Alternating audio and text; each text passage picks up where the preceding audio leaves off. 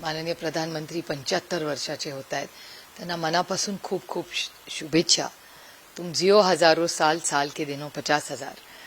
एक अनेक वर्ष शून्यातून सुरुवात करून भारताची सेवा करायला अनेक दशकं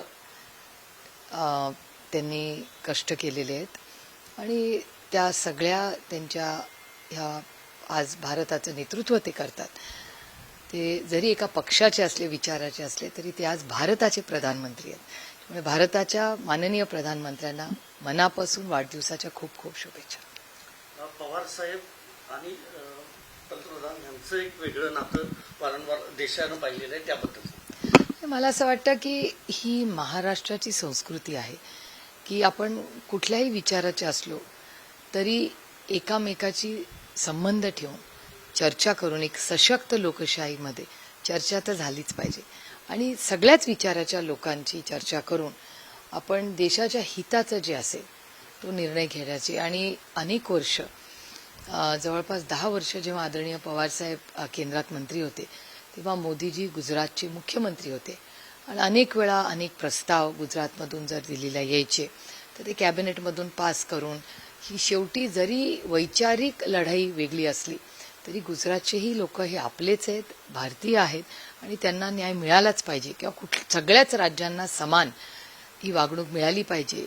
हे जे महाराष्ट्राचे संस्कार कैलासवासी यशवंतराव चव्हाणांचे संस्कार आदरणीय पवार साहेबांवर झाले आणि त्यांनी ते दरवेळेस त्यांच्या 6 दशकाच्या या सेवेमध्ये दाखवून दिलेलं आहे की कधी पक्षपात केला नाही आणि त्याच्यामुळे त्या काळामध्ये त्यांचे खूप चांगले संबंध झाले.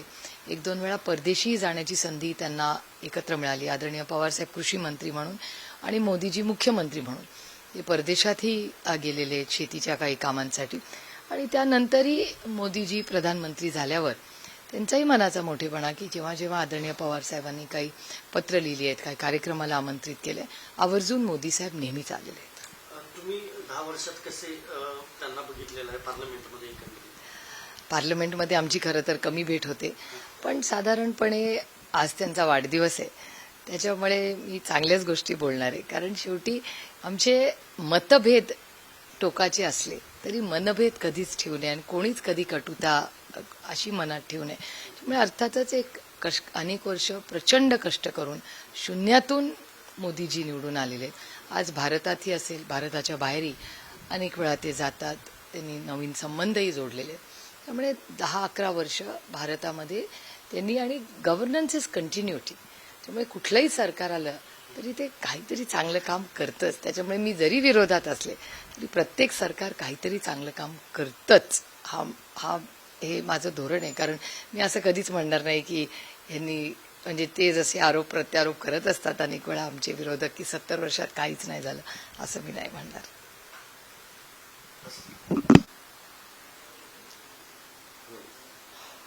आपल्यासोबत बोलण्यासाठी राष्ट्रवादी काँग्रेसच्या खासदार सुप्रियाताई सुळे आहेत.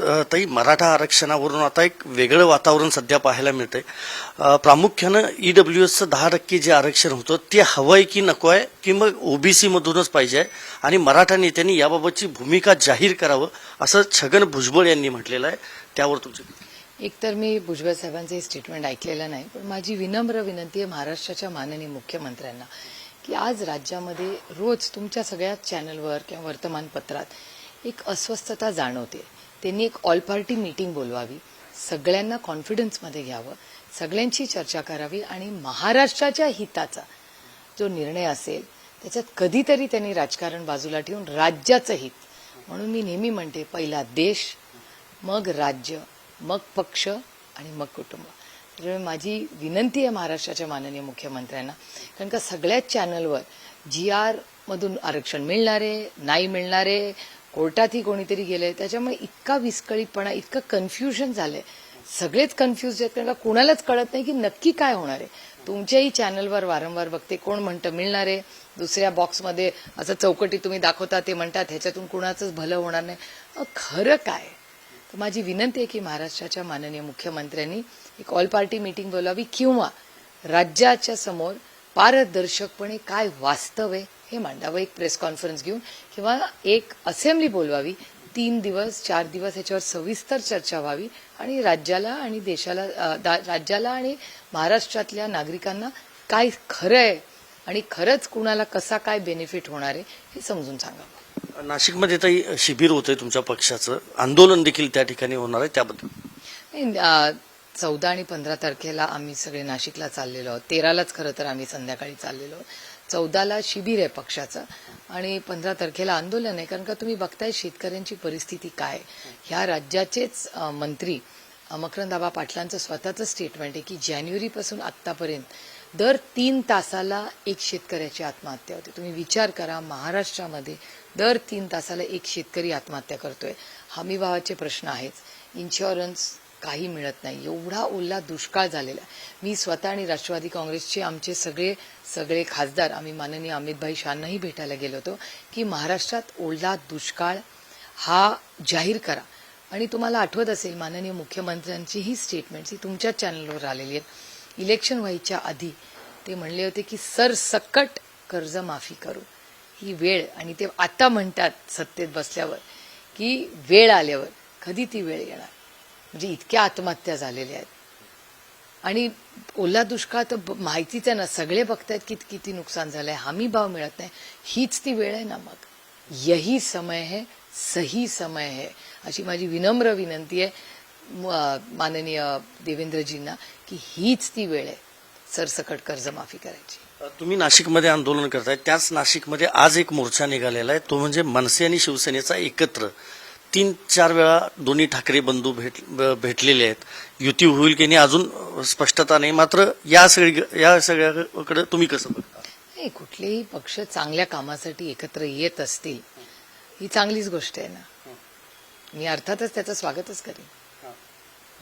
एक वेगळा प्रश्न आहे केंद्रातल्याबद्दलचा. नितीन गडकरी यांच्याबाबत काही सोशल मीडियावर एक व्हिडिओ व्हायरल होत होता की पेट्रोलमध्ये इथेनॉल मिक्स, आणि तर गडकरींनी असं म्हटलेलं आहे की हे माझ्या विरोधातलं एक कॅम्पेन होतं आणि ते विरोधात चालवलं गेलं, असं स्पष्ट आरोप त्यांनी केलेला असेल की एक मी खूप प्रांजळपणे कबूल करते की अनेक मंत्री केंद्रातले आहेत, हे कधीच सुडाचं राजकारण करत नाहीत. आणि अर्थातच गडकरी साहेब त्यापैकी एक महत्वाचे आहेत. तुम्ही कुठल्याही खासदाराला विचारा, तो जेव्हा जातो कुठल्याही पक्षाचा असेल तर गडकरी साहेब कधीच नाही म्हणत नाहीत. आणि कुठल्याही पक्षाच्या, म्हणजे सत्तेत असू दे विरोधात असू दे, कारण का त्यांचं मत असं आहे की चांगली कामंही झाली पाहिजे. आणि असे अनेक मंत्री आहेत, पण गडकरी साहेब आपल्या महाराष्ट्रात आहेत आणि आम्हाला अभिमान वाटतो की त्यांच्या काळामध्ये एवढं चांगले रस्ते ह्या भारतात झाले. त्यामुळे त्यांच्या विरोधात हे जे काही कट कारस्थान झालेलं आहे हे खूप दुर्दैवी. एखादा माणूस जर चांगलं काम करत असेल तर त्याच्या मागे असं लागणं हे किती योग्य आहे याचा आत्मचिंतन आरोप करणाऱ्यांनी विचार केला पाहिजे. धन्यवाद ताई आमच्याशी बोलल्याबद्दल. व्हिडिओ जर्नलिस्ट कुणालसह मी संदीप राजगोळकर, पुढारी न्यूज, मुंबई.